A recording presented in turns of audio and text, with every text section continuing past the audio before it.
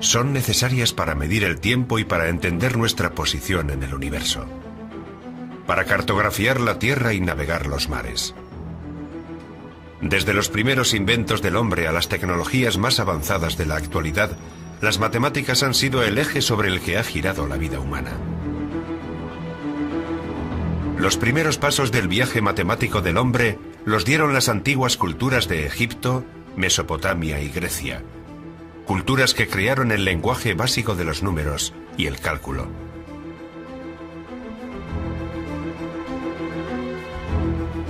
Pero cuando empezó la decadencia de la antigua Grecia, el progreso matemático experimentó un retroceso. Aunque solo en Occidente. En Oriente las matemáticas alcanzarían nuevas cimas. Aunque en Occidente gran parte de esta herencia matemática ha sido olvidada o relegada a la oscuridad.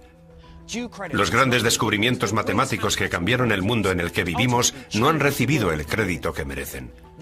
Esta es la historia jamás contada de las matemáticas de Oriente, que transformarían Occidente y crearían el mundo moderno.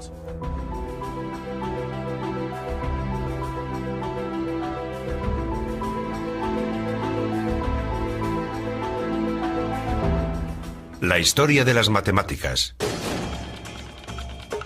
El genio de Oriente.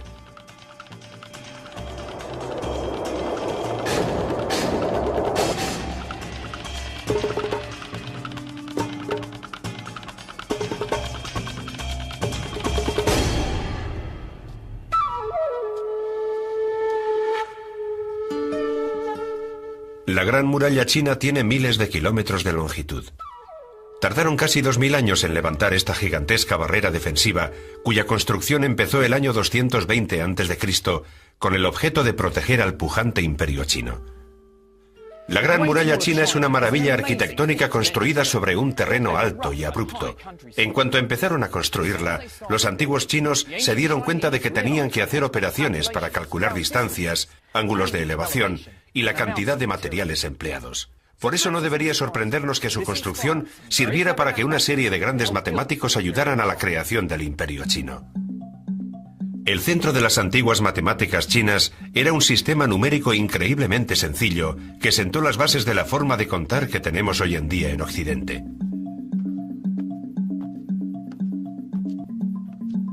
Cuando un matemático quería hacer una suma, utilizaba unas pequeñas varillas de bambú.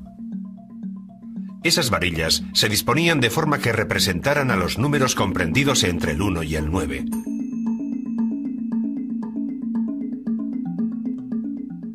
Luego se colocaban en columnas, de forma que cada columna representaba las unidades, las decenas, las centenas, los millares y demás.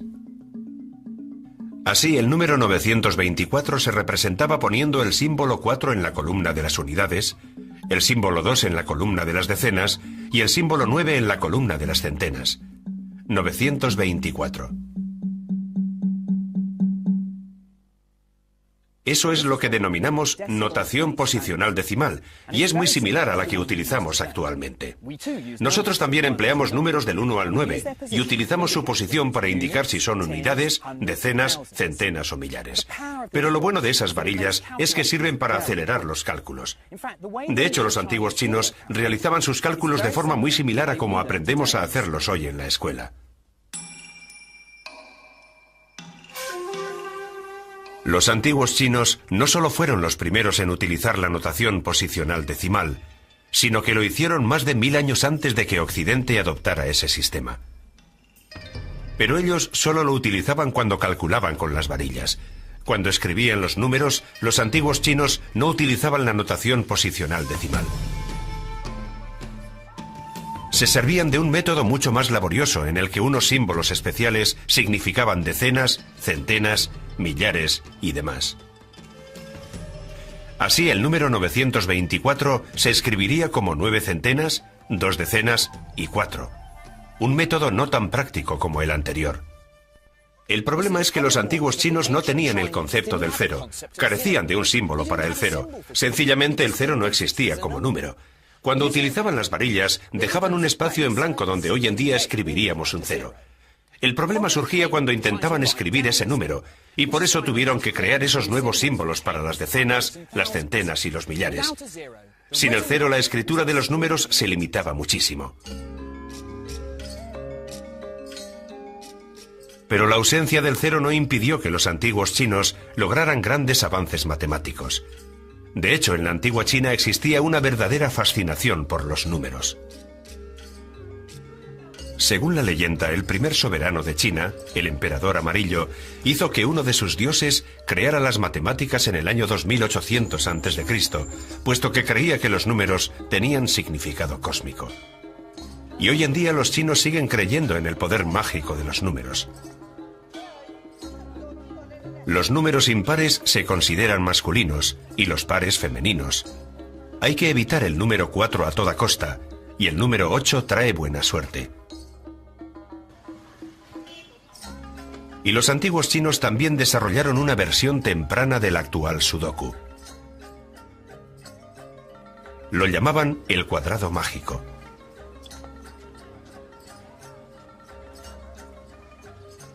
Cuenta la leyenda que hace miles de años el emperador Yu fue visitado por una tortuga sagrada que salió de las profundidades del río Amarillo. En su caparazón llevaba escritos unos números en forma de cuadrado mágico, algo similar a esto.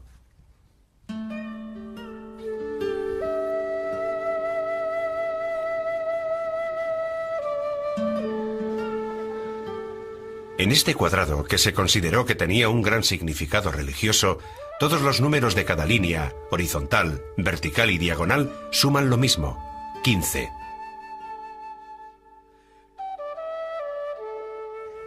Puede que el cuadrado mágico no sea más que un divertido rompecabezas, pero demuestra la fascinación que sentían los antiguos chinos por los modelos numéricos. Y no tardaron en crear cuadrados mágicos más grandes, con incluso mayores poderes mágicos y matemáticos.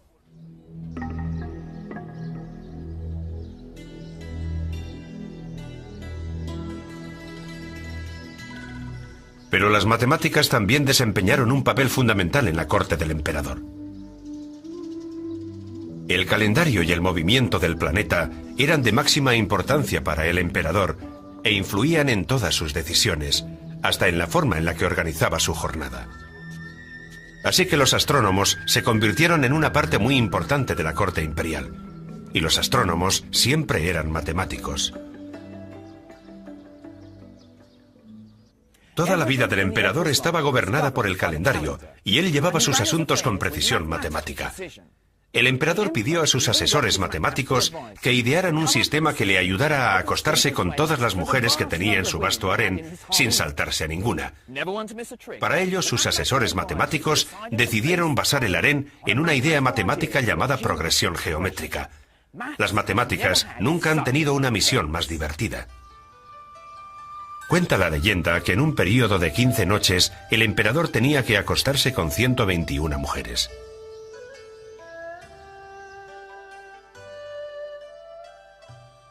La emperatriz, 3 consortes de rango superior, 9 esposas, 27 concubinas y 81 esclavas.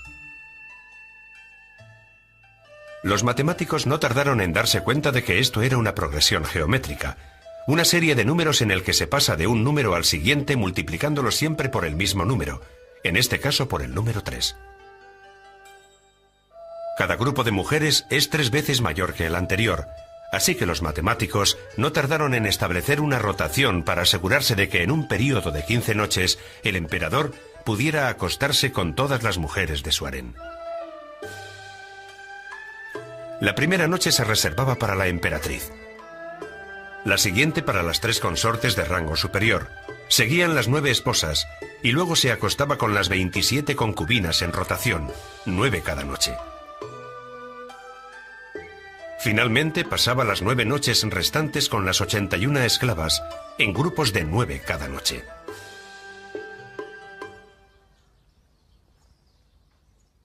No hay duda de que para ser emperador hacía falta mucha resistencia, igual que para ser matemático. Aunque el objetivo de la rotación estaba claro, garantizar la sucesión imperial. Así el emperador podía acostarse con las mujeres de mayor rango en los días más próximos a la luna llena, cuando el yin de las mujeres, su fuerza femenina, estaba más alto y podía equiparse al yang, o fuerza masculina, del emperador.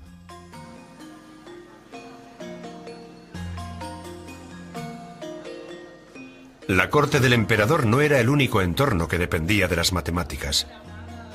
También eran vitales para el funcionamiento del Estado. La antigua China era un vasto y pujante imperio con un estricto código legal, un sistema de impuestos muy extendido y un sistema de pesas, medidas y moneda estandarizados. El imperio necesitaba unos funcionarios bien entrenados, competentes en matemáticas.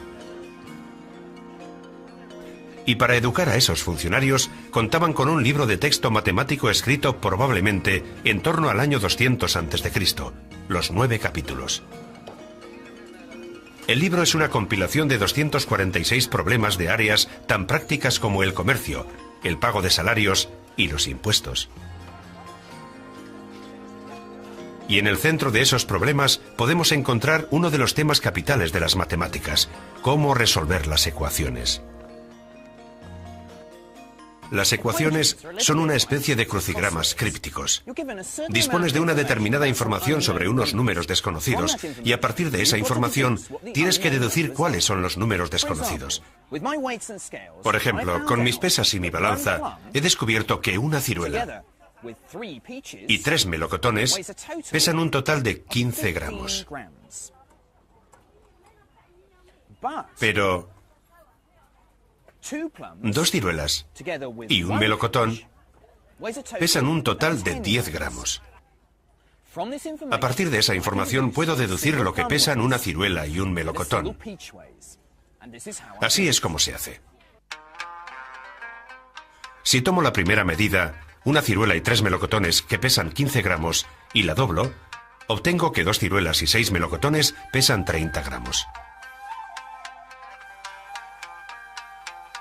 Si retiro estas 3 piezas de la balanza, 2 ciruelas y un melocotón, que sé que pesan 10 gramos, me quedo con un resultado interesante. No hay ciruelas. Tras eliminar las ciruelas, descubro que 5 melocotones pesan 20 gramos, por lo que un melocotón pesa 4 gramos, y a partir de ahí puedo deducir que la ciruela pesa 3 gramos. Los antiguos chinos aplicaron métodos similares a números desconocidos más grandes y los utilizaron para resolver ecuaciones cada vez más complicadas. Lo extraordinario es que este sistema de resolver ecuaciones no apareció en Occidente hasta principios del siglo XX. En 1809, mientras analizaba una roca llamada Pallas en el cinturón de asteroides, Carl Friedrich Gauss, quien sería conocido como el príncipe de las matemáticas, redescubrió este método que había sido formulado en la antigua China hacía siglos. Una vez más, la antigua China iba por delante de Europa. Pero los chinos llegarían a resolver ecuaciones incluso más complicadas, de números mucho más grandes. En lo que se conoce como el teorema chino del resto, los chinos se encontraron con una nueva clase de problema. En este caso conocemos el número resultante cuando el número desconocido de la ecuación se divide por un número determinado, digamos 3, 5 o 7.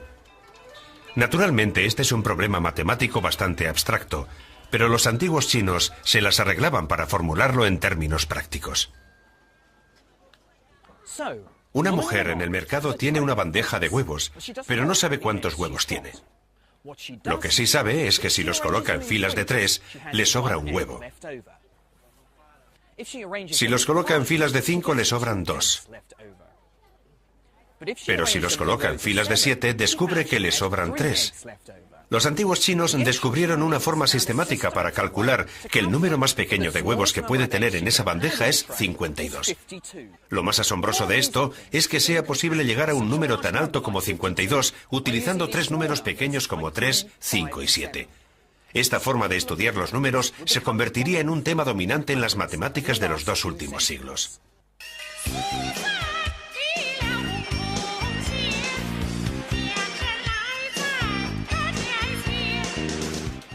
En el siglo VI después de Cristo, el teorema chino del resto se utilizó en la astronomía de la antigua China para medir el movimiento planetario, pero hoy en día sigue teniendo usos prácticos. La criptografía de Internet codifica números utilizando fórmulas matemáticas que tienen su origen en el teorema chino del resto.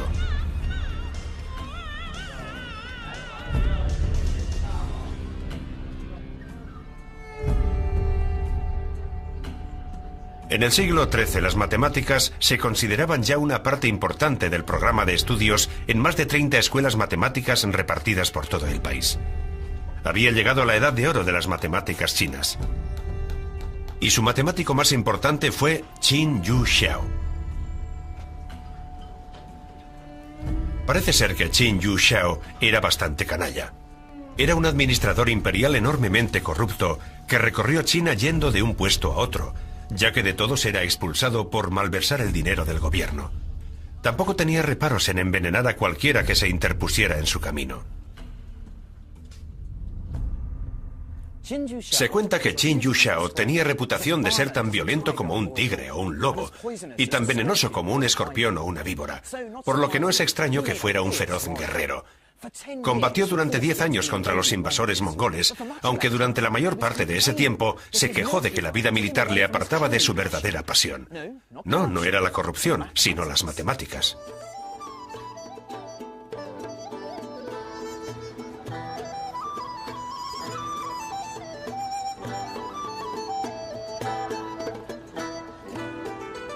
Qin empezó intentando resolver ecuaciones que surgían de sus intentos de medir el mundo que nos rodea. En las ecuaciones de segundo grado hay números cuadrados o elevados a la potencia de 2, digamos 5 veces 5.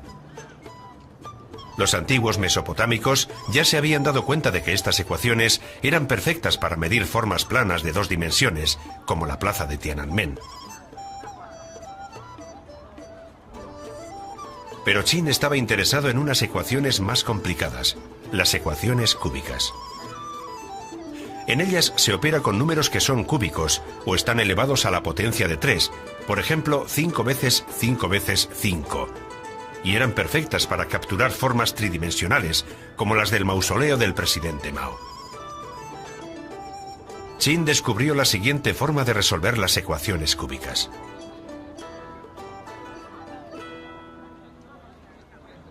Digamos que Qin quiere conocer las dimensiones exactas del mausoleo del presidente Mao.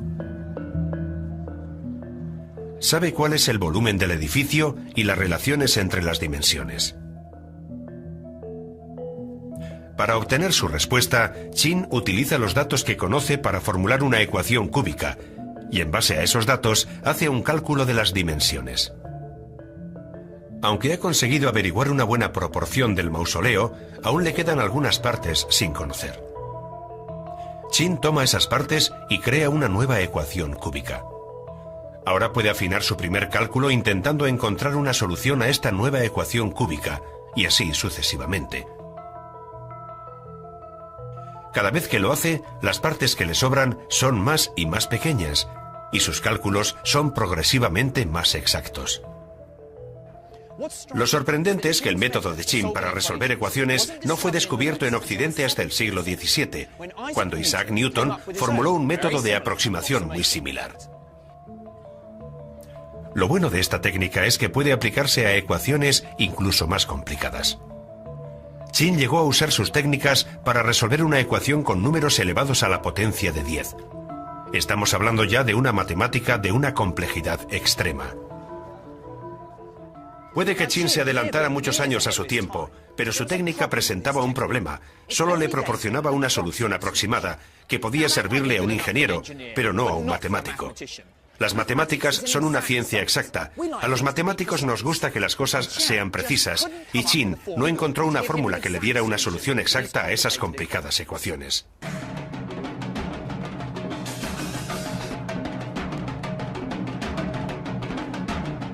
China había conseguido grandes logros matemáticos, pero los siguientes descubrimientos en ese campo tendrían lugar en un país situado al suroeste de China. Un país que tenía una rica tradición matemática y que cambiaría las matemáticas para siempre.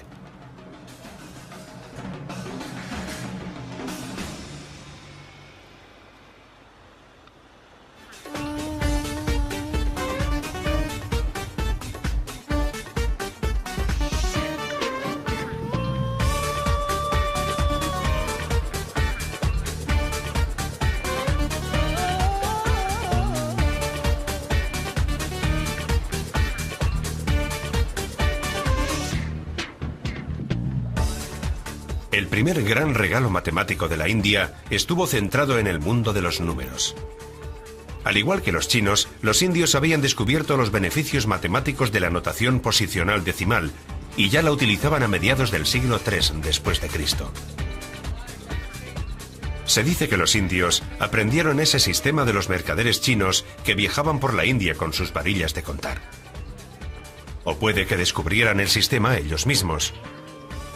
Todo ocurrió hace tanto tiempo que está rodeado de misterio. Puede que nunca sepamos cómo descubrieron los indios su sistema de números, pero sí sabemos que lo mejoraron y lo perfeccionaron, creando los antepasados de los 9 numerales que se utilizan hoy en todo el mundo. Son muchos los que consideran el sistema indio de contar como una de las grandes innovaciones intelectuales de todos los tiempos, al permitir el desarrollo de lo más parecido a lo que podemos llamar un lenguaje universal.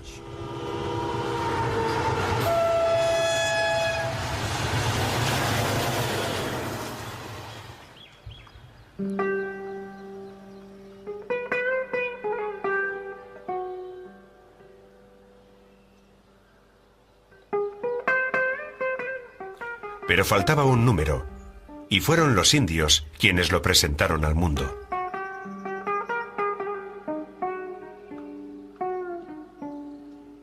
El primer registro conocido de este nuevo número data del siglo IX, aunque es probable que llevara siglos utilizándose.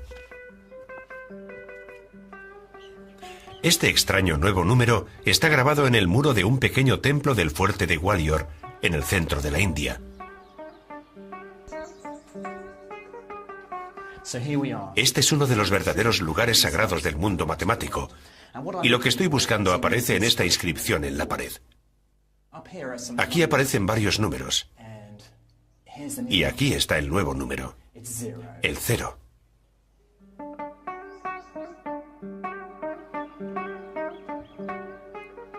Es asombroso pensar que antes de que lo inventaran los indios no había número 0.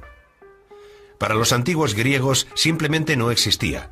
Los egipcios, los mesopotámicos y, como hemos visto, los chinos utilizaban el 0, pero para ocupar una posición vacía en la que se mostraba el 0 dentro de un número. Los indios transformaron el 0. Dejó de ocupar una posición vacía para convertirse en un número por derecho propio, un número que podía utilizarse para hacer cálculos e investigar.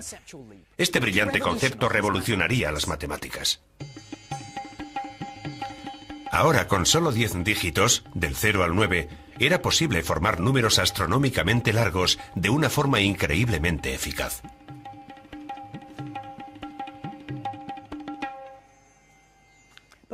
Pero ¿por qué dieron los indios este salto tan imaginativo? Nunca lo sabremos con certeza, pero es posible que tanto la idea como el símbolo que los indios usaban para el 0 provinieran de los cálculos que hacían con piedras en la arena.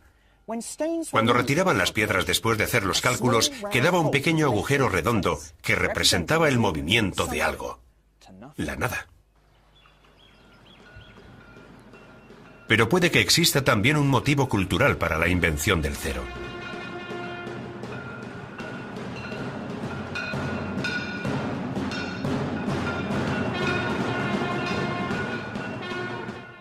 Los conceptos de la nada y la eternidad estaban en el centro del sistema de creencias de los antiguos indios.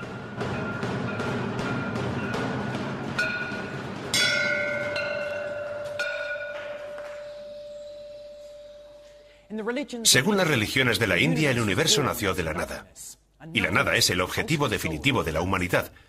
Por eso no debería sorprendernos que una cultura que acepta con tanto entusiasmo el vacío se sienta feliz con la noción del 0. Los indios llegaron a utilizar la palabra que expresaba la idea filosófica del vacío, sunya, para representar el nuevo término matemático de 0.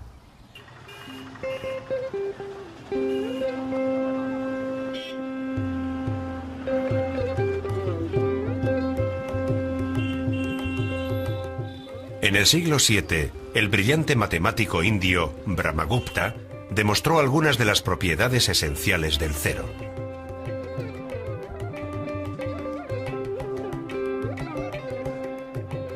Las reglas de Brahmagupta relativas a los cálculos con el 0 se enseñan hoy en día en las escuelas de todo el mundo.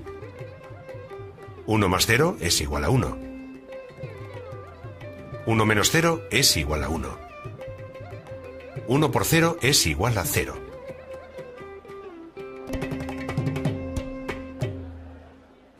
Pero Brahmagupta no encontró una solución cuando intentó dividir 1 entre 0. Después de todo, ¿qué número multiplicado por 0 da 1? Se necesitaría un nuevo concepto matemático, el concepto de infinito, para que tuviera sentido dividir los números por 0. El descubrimiento fue realizado por un matemático indio del siglo XII llamado Bhaskara II, y funciona así. Si tomo una fruta y la divido por la mitad, consigo 2 piezas. Por lo que 1 dividido por la mitad es 2. Si la divido en tercios, consigo 3 piezas. Así que cuando la divido en fracciones cada vez más pequeñas, obtengo más y más piezas. Y en última instancia, cuando la divido por una pieza de tamaño 0, tendré un número de piezas infinito, por lo que para Bhaskara, 1 dividido por 0 es infinito.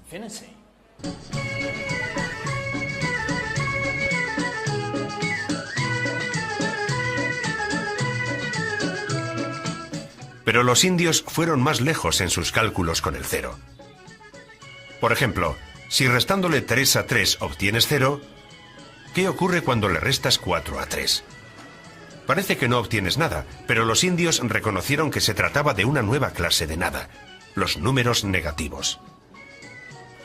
Los indios los llamaron deudas, porque eran perfectos para resolver ecuaciones del tipo: si tengo 3 lotes de material y me llevo 4, ¿cuántos me quedan? Esto puede parecernos extraño y poco práctico, pero en eso consistía la belleza de las matemáticas indias. Descubrieron los números negativos y el 0 porque pensaron en los números como entidades abstractas. No solo servían para contar y medir piezas de tela, tenían una vida propia que flotaba en libertad en el mundo real, lo que condujo a una explosión de ideas matemáticas.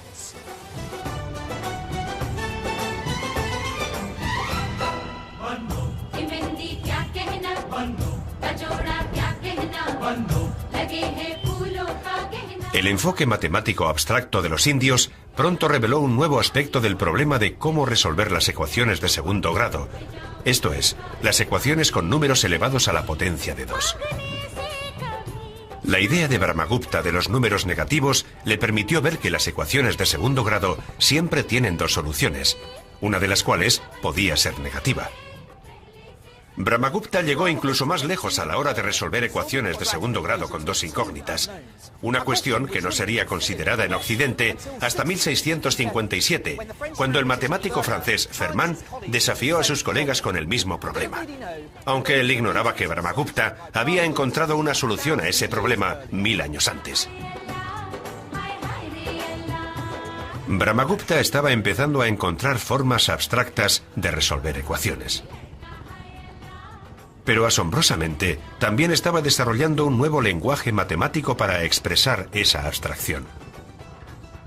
Brahmagupta estaba experimentando con formas de escribir sus ecuaciones utilizando las iniciales de los nombres de diferentes colores para representar incógnitas en sus ecuaciones.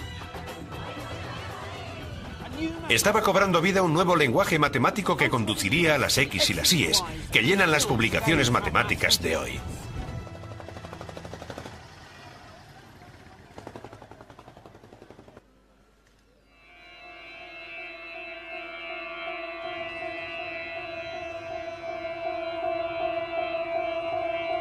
Pero no solo se estaba desarrollando una nueva notación. Los matemáticos indios fueron responsables de los nuevos y fundamentales descubrimientos en la teoría de la trigonometría. El poder de la trigonometría es que actúa como un diccionario, trasladando la geometría a los números y viceversa. Aunque fue desarrollada por primera vez por los antiguos griegos, fue en manos de los matemáticos indios cuando floreció verdaderamente esta cuestión. Y en su base está el estudio de los triángulos rectángulos. En trigonometría puedes utilizar este ángulo para encontrar la proporción de los lados opuestos en relación al lado más largo. Hay una función, llamada función seno, en la que cuando introduces al ángulo, obtienes como resultado la proporción. Por ejemplo, en este triángulo el ángulo es de unos 30 grados, por lo que el resultado de la función seno es una proporción de 1 a 2, lo que nos indica que este lado mide la mitad que el lado más largo. La función seno nos permite calcular distancias cuando no podemos tomar medidas precisas. En la actualidad se utiliza en arquitectura e ingeniería. Los indios lo utilizaron para estudiar terrenos, navegar los mares y también para explorar las profundidades del espacio. Fue la base del trabajo de observatorios como este de Delhi, desde el que los astrónomos estudiaban las estrellas. Los astrónomos indios utilizaban la trigonometría para averiguar la distancia relativa entre la Tierra y la Luna y la Tierra y el Sol. Solo pueden hacerse esos cálculos cuando la Luna está en cuarto creciente, porque es cuando está justo enfrente del Sol, momento en el que el Sol, la Luna y la Tierra crean un triángulo rectángulo. Los indios pudieron calcular que el ángulo entre el Sol y el observatorio era la séptima parte de un grado. La función seno de la séptima parte de un grado me da la proporción de 400:1. Eso significa que el Sol está 400 veces más lejos de la Tierra que la Luna, por lo que al utilizar la trigonometría, los matemáticos indios pudieron explorar el sistema solar sin tener que abandonar la superficie de la Tierra.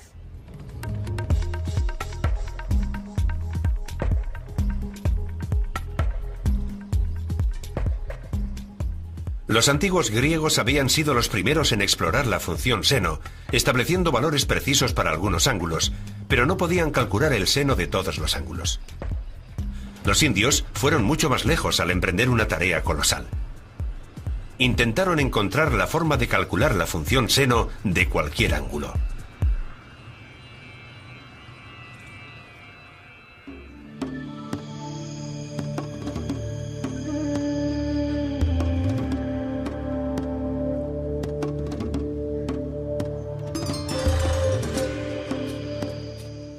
El gran avance en la búsqueda de la función seno de todos los ángulos se dio aquí, en Kerala, al sur de la India.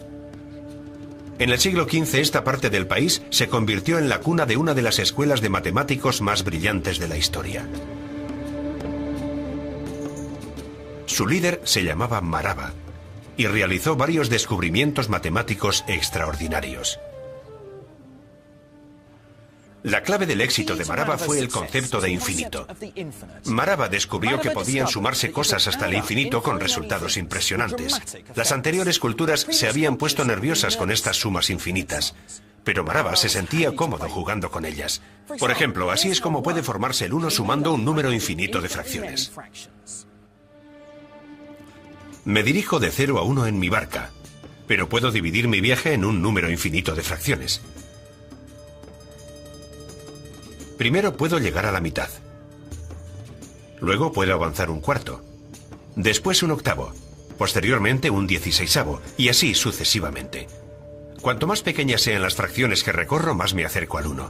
Pero solo llegaré allí cuando haya sumado un número infinito de fracciones. Tanto física como filosóficamente parece un auténtico desafío añadir un número infinito de fracciones. Pero ese es el poder de las matemáticas, hacer que lo imposible tenga sentido. Al crear un lenguaje que articula y manipula lo infinito, podemos demostrar que después de dar un número de pasos infinito, podemos llegar a nuestro destino. Ese tipo de sumas infinitas recibe el nombre de series infinitas, y Marava investigó a fondo la conexión entre esas series y la trigonometría. Primero se dio cuenta de que podía emplear el mismo principio de sumar muchas fracciones hasta el infinito para comprender uno de los números más importantes de las matemáticas, pi. Pi es el símbolo del cociente entre la longitud de la circunferencia y su diámetro. Es un número que aparece en todo tipo de operaciones matemáticas, pero que le resulta especialmente útil a los ingenieros, porque cualquier medida en la que haya curvas de por medio requerirá un pi. Por eso los matemáticos buscaron durante siglos el valor exacto de pi.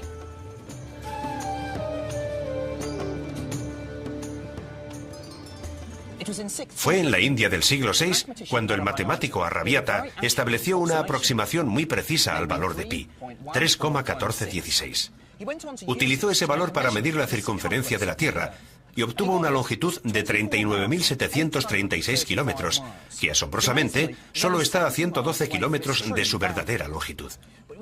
Pero fue en Kerala, en el siglo XV, cuando Marava descubrió que podía usar el infinito para obtener una fórmula exacta de pi. Al sumar y restar sucesivamente diferentes fracciones, Marava pudo encontrar una fórmula exacta para pi. Primero avanzó 4 pasos en la línea de números, lo que le llevó bastante más allá de pi. Posteriormente retrocedió 4 tercios, o 1 paso y 1 tercio en la línea de números. Ahora estaba demasiado lejos en el otro sentido, así que avanzó 4 quintos de 1 paso. Cada vez alternaba entre el número 4 dividido por el siguiente número impar. 4 séptimos, 4 novenos, 4 undécimos y así sucesivamente. Avanzó en zigzag arriba y abajo de la línea de números, acercándose cada vez más a pi. Descubrió que si recorrías todos los números impares en una sucesión infinita, llegarías a calcular el valor exacto de pi.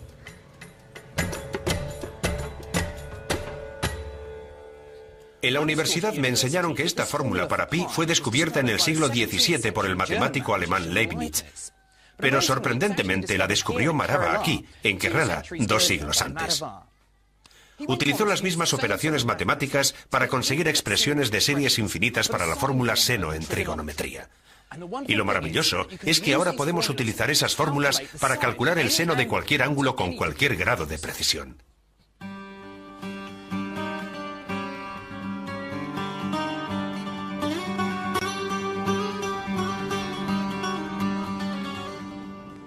Parece increíble que los indios hicieran estos descubrimientos siglos antes que los matemáticos occidentales. Y dice mucho acerca de la actitud occidental hacia las culturas no occidentales el hecho de que casi siempre consideremos sus descubrimientos como nuestros. Lo que está claro es que a Occidente le ha costado valorar en su justo término los grandes descubrimientos realizados por matemáticos no occidentales. Marava no fue el único matemático que ha sufrido este olvido. A medida que los contactos de Occidente con Oriente aumentaron durante los siglos XVIII y XIX, asistimos al desprecio por las culturas que se estaban colonizando. Se dio por hecho que los nativos no podían ofrecer a Occidente nada que tuviera valor intelectual. Es ahora, a principios del siglo XXI, cuando la historia está empezando a reescribirse. Pero los matemáticos orientales tuvieron un gran impacto en Europa gracias a la expansión de una de las mayores potencias del mundo medieval.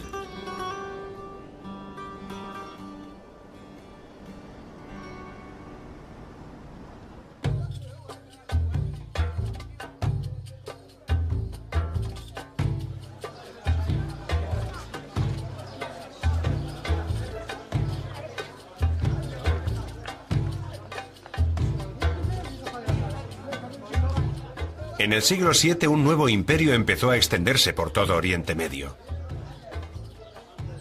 Las enseñanzas del profeta Mahoma significaron el nacimiento de un vasto y poderoso imperio islámico que pronto se extendió desde la India al este hasta aquí, Marruecos, al oeste.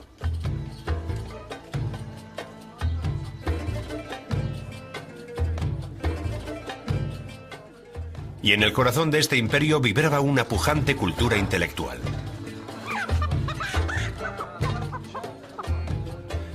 Se creó una gran biblioteca y centro cultural en Bagdad, la llamada Casa de la Sabiduría, cuyas enseñanzas se extendieron por todo el imperio islámico, alcanzando a escuelas como esta de Fez. Aquí se estudiaba astronomía, medicina, química, zoología y matemáticas. Los eruditos musulmanes recopilaron y tradujeron muchos textos antiguos, salvándolos así para la posteridad. De hecho, sin su intervención, puede que nunca hubiéramos conocido las culturas antiguas de Egipto, Babilonia, Grecia y la India.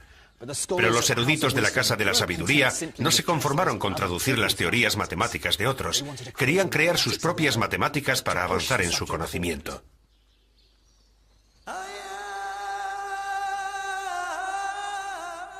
Esa curiosidad intelectual recibió un gran impulso en los primeros siglos del Imperio Islámico. El Corán estableció la importancia del conocimiento. El aprendizaje era nada menos que una exigencia de Dios. De hecho, las necesidades del Islam exigían habilidades matemáticas. El devoto necesitaba calcular el tiempo de oración y la dirección de la Meca para orar en su dirección. Y la prohibición de representar la figura humana significaba que tenían que utilizar muchos más motivos geométricos para cubrir sus edificios. De hecho, el artista musulmán descubrió todas las simetrías posibles que pueden representarse en una pared de 2 dimensiones.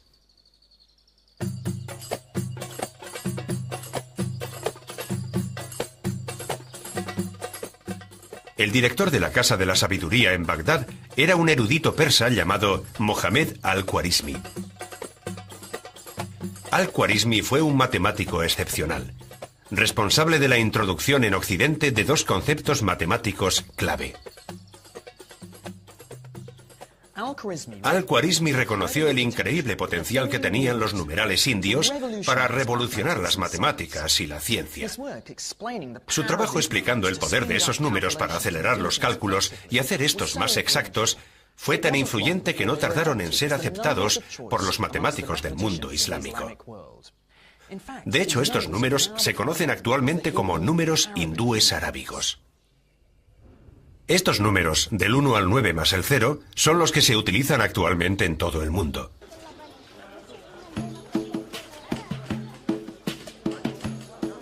Pero Al-Khwarizmi llegó a crear un nuevo lenguaje matemático. Recibió el nombre de álgebra en virtud del título de su libro, Al-Jabar wal-Muqabala, o Cálculo por restauración y reducción.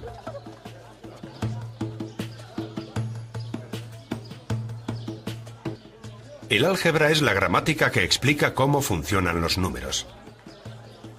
Es un lenguaje que explica los patrones que están detrás del comportamiento de los números, algo similar al código que hace funcionar un programa informático. El código funcionará sean cuales sean los números que introduzcas en el programa. Por ejemplo, los matemáticos pueden haber descubierto que si tomas un número y lo elevas al cuadrado, siempre te saldrá un número más que si hubieras tomado los números anterior y posterior y los hubieses multiplicado entre sí. Por ejemplo, 5 veces 5 es 25, que es 1 más que 4 veces 6, 24.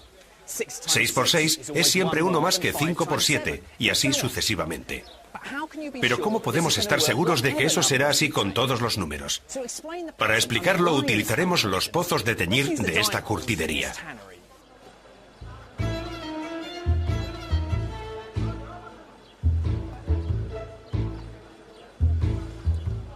Si tomamos un cuadrado de 25 pozos configurado en 5 columnas de 5 pozos y quitamos una columna y la colocamos abajo, obtendremos 4 columnas de 6 pozos y nos sobrará uno.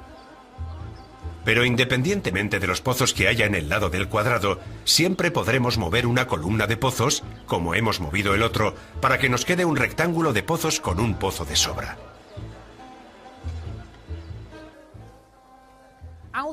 El álgebra representó un gran avance. Fue un nuevo lenguaje que permitió analizar la forma en la que trabajan los números. Previamente, los indios y los chinos habían considerado unos problemas muy específicos, pero Al-Khwarizmi fue de lo muy específico a lo general. Desarrolló formas sistemáticas de analizar problemas para que las soluciones pudieran funcionar, independientemente de los números que eligieras. Este lenguaje es el que se utiliza actualmente en todo el mundo matemático. El gran descubrimiento de Al-Khwarizmi llegó cuando aplicó el álgebra a las ecuaciones de segundo grado, esto es, a las ecuaciones con números elevados a la potencia de 2. Los antiguos mesopotámicos habían elaborado un método muy inteligente de resolver las ecuaciones de segundo grado, pero fue el lenguaje abstracto de Al-Khwarizmi el que pudo finalmente expresar por qué este método funcionaba siempre. Esto representó un gran salto conceptual que conduciría a una fórmula que podría utilizarse para resolver cualquier ecuación de segundo grado, independientemente de los números utilizados.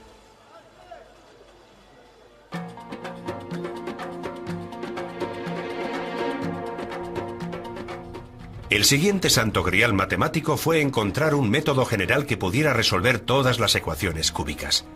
Ecuaciones con números elevados a la potencia de 3.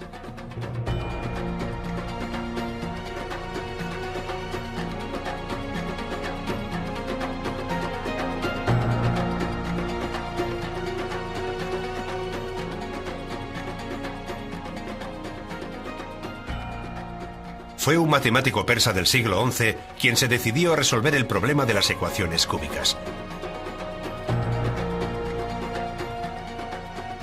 Se llamaba Omar Khayyam y viajó por todo Oriente Medio mientras hacía cálculos.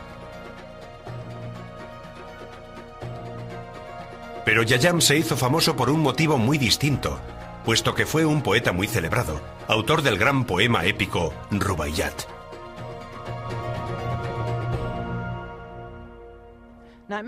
Puede parecernos extraño que un poeta fuera también un maestro de las matemáticas, pero existen bastantes similitudes entre las dos disciplinas. La poesía, con su estructura rimada y sus modelos rítmicos, resuena con bastante fuerza a la hora de construir una prueba matemática lógica. Khayyam dedicó sus mayores esfuerzos matemáticos a la búsqueda del método general para resolver todas las ecuaciones cúbicas.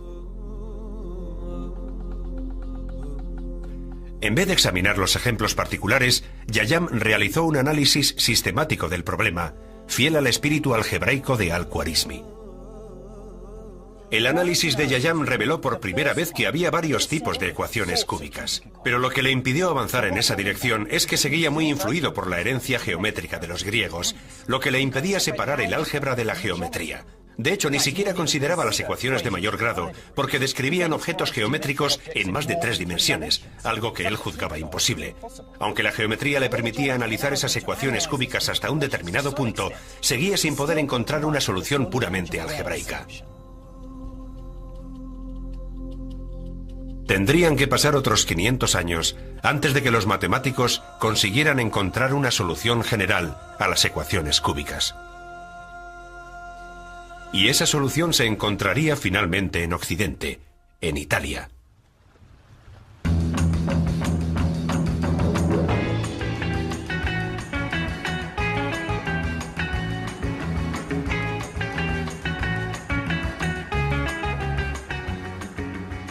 Durante los siglos de máximo esplendor en China, India y el Imperio Islámico, Europa se había visto sumida en la oscuridad de la Edad Media. Toda vida intelectual, incluido el estudio de las matemáticas, se había paralizado. Pero en el siglo XIII la situación estaba empezando a cambiar. Liderada por Italia, Europa estaba empezando a explorar y comerciar con Oriente, y con ese contacto llegó la expansión del conocimiento oriental por Occidente. Fue hijo de un funcionario de aduanas, quien se convertiría en el primer gran matemático europeo de la Edad Media. De niño viajó por el norte de África con su padre, donde conoció el desarrollo de las matemáticas árabes y especialmente los beneficios de los números hindúes arábigos. Cuando volvió a su casa de Italia, escribió un libro que ejercería una enorme influencia en el desarrollo de las matemáticas de Occidente.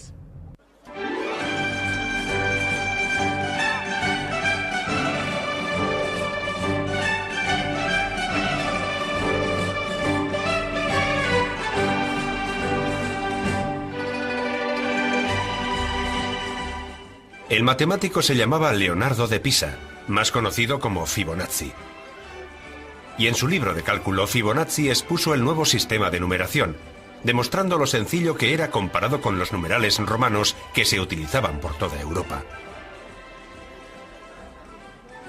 Los cálculos eran mucho más fáciles, un hecho que tuvo enormes consecuencias para cualquiera que trabajara con números, desde los matemáticos a los mercaderes. Pero existía una sospecha generalizada sobre estos nuevos números. Los viejos hábitos son difíciles de cambiar y las autoridades no confiaban en los nuevos números.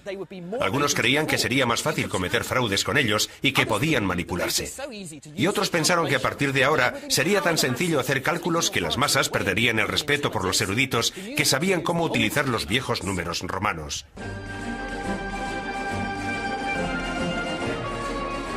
La ciudad de Florencia llegó incluso a prohibirlos en 1299, pero con el tiempo el sentido común prevaleció y el nuevo sistema se extendió por toda Europa y el viejo sistema romano fue desapareciendo gradualmente. Por fin habían triunfado los numerales hindúes arábigos del 0 al 9. Hoy en día Fibonacci es más conocido por el descubrimiento de unos números, la llamada sucesión de Fibonacci. Esos números surgieron cuando estaba intentando resolver un acertijo acerca de los hábitos de apareamiento de los conejos. Supongamos que un granjero tiene una pareja de conejos. Los conejos tardan 2 meses en alcanzar la madurez y cuando la alcanzan ponen otro par de conejos cada mes. El problema era cómo determinar cuántas parejas de conejos podía haber en un mes determinado. Bien, durante el primer mes tenemos una pareja de conejos. Y como no han alcanzado la madurez, no pueden reproducirse. Durante el segundo mes sigue habiendo solo una pareja. Pero al principio del tercer mes, la primera pareja se reproduce por primera vez, así que hay 2 parejas de conejos. Al principio del cuarto mes, la primera pareja vuelve a reproducirse, pero la segunda pareja no ha alcanzado la madurez, así que hay 3 parejas.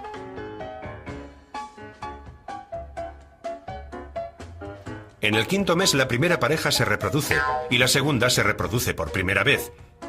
Pero la tercera pareja es demasiado joven, así que hay 5 parejas. El ritual de apareamiento continúa. Y pronto nos damos cuenta de que el número de parejas de conejos que tenemos en un mes determinado es la suma de las parejas de conejos que teníamos en cada uno de los 2 meses anteriores. Así que la secuencia es la siguiente: 1, 1, 2, 3, 5, 8, 13, 21, 34, 55 y así sucesivamente. Los números de Fibonacci son los números favoritos de la naturaleza. No solo los utilizan los conejos. Si contamos el número de pétalos de una flor, daremos inevitablemente con un número Fibonacci. También encontraremos esos números en las piñas si contamos el número de segmentos. Siempre que se produzca crecimiento en la naturaleza, encontraremos los números de Fibonacci.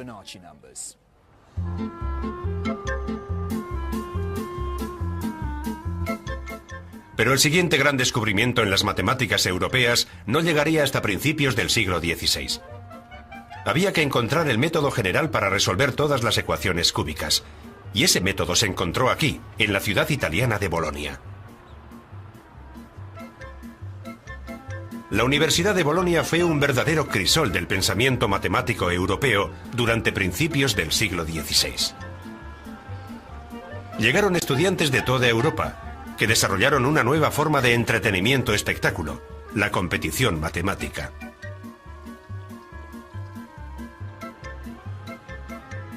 Se reunían multitudes para ver cómo los matemáticos se desafiaban unos a otros con números, una especie de combate de esgrima intelectual. Pero hasta en esta atmósfera de continua investigación se creía que había algunos problemas que eran simplemente irresolubles. Se daba por sentado que era imposible encontrar un método general para resolver todas las ecuaciones cúbicas. Aunque hubo un erudito que demostró que esa era una percepción equivocada. Se llamaba Tartaglia y su aspecto físico no era el que se suponía que debía tener el heroico arquitecto de las nuevas matemáticas. Con 12 años, un soldado francés le cortó la cara con un sable. Aparte de quedarle una cicatriz terrible en el rostro, Tartaglia quedó incapacitado para hablar con normalidad. De hecho, Tartaglia fue el apodo que recibió de niño y significa tartamudo.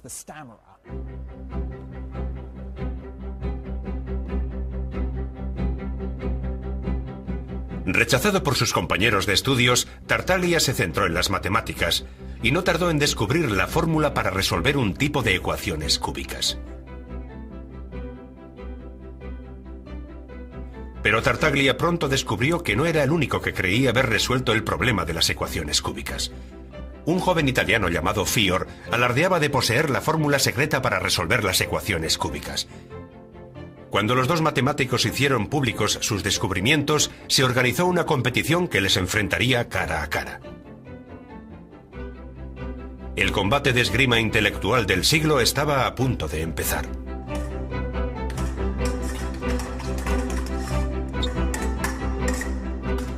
El problema era que Tartaglia solo sabía cómo resolver una clase de ecuaciones cúbicas, y Fior estaba dispuesto a desafiarlo con una nueva clase de ecuación. Pero justo unos días antes del certamen, Tartaglia descubrió cómo resolver esa otra clase de ecuación, y con esa nueva arma en su arsenal, destrozó a su oponente, resolviendo todas las preguntas en menos de 2 horas. Tartaglia consiguió encontrar la fórmula para resolver todo tipo de ecuaciones cúbicas. La noticia no tardó en difundirse, y un matemático milanés llamado Cardano estaba tan desesperado por encontrar la solución que convenció a un reacio Tartaglia para que le revelara el secreto a condición de que Carcano guardara el secreto y nunca lo publicara. Pero Cardano no pudo evitar discutir la solución de Tartaglia con su brillante alumno Ferrari. Cuando Ferrari se familiarizó con el trabajo de Tartaglia, se dio cuenta de que podía utilizarlo para resolver las ecuaciones cuárticas, mucho más complicadas que las cúbicas, un logro asombroso. Cardano no podía negarle a su alumno su merecida recompensa y rompió su juramento, publicando el trabajo de Tartaglia junto al brillante trabajo de Ferrari sobre las ecuaciones cuárticas. El pobre Tartaglia no se recuperó nunca de este golpe y murió empobrecido. A día de hoy, la fórmula que resuelve la ecuación cúbica se conoce como la fórmula de Cardano.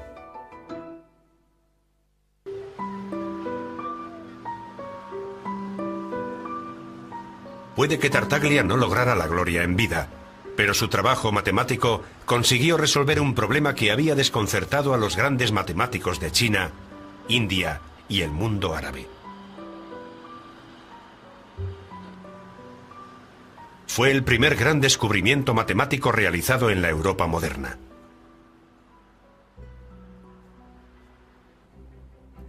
Los europeos tenían ahora en su mano el nuevo lenguaje del álgebra, las poderosas técnicas de los numerales hindúes arábigos y los rudimentos del dominio del infinito. Había llegado el momento en que Occidente empezara a escribir su propia historia matemática, el lenguaje de Oriente. La revolución matemática estaba a punto de empezar.